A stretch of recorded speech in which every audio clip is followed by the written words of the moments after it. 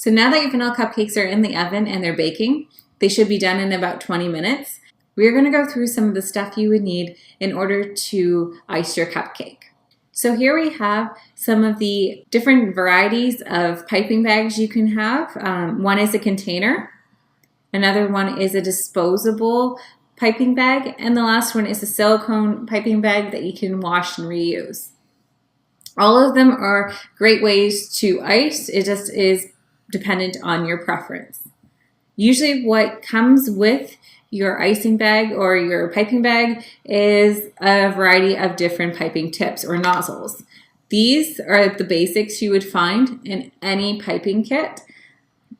There's also one attached to here. So I will go through them very briefly with you. We'll be only using a few of them in these segments, but you can use all of them in different or a variety of ways.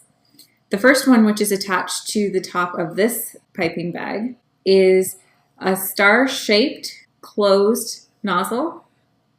Okay, this creates roses and it can create ripples if you'd like. It's a really common piping head.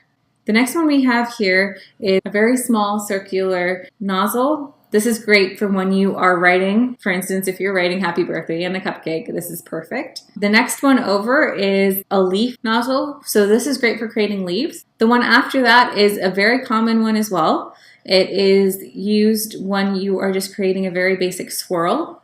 You can also create little drops as well.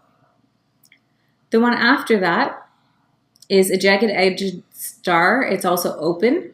It creates very nice ribbed effects on swirl cupcakes. And the last one that we have here is a flat nozzle, and you can see on the other side that there is ridges. This helps when you're creating basket weaves. So those are some of the very basic heads you would get. I've actually got this piping bag in a glass, and I'll tell you the reason for that. It's actually a great way for you to avoid a little bit of a mess. I learned the hard way after several attempts at trying to put icing into a bag once. So what you do is you basically shove the piping bag in there and then you start putting your icing in it. This prevents you from having to kind of fiddle with the piping bag while you're trying to ice it. Okay, it kind of flops over. You'll see in a little bit when we try and fill it later.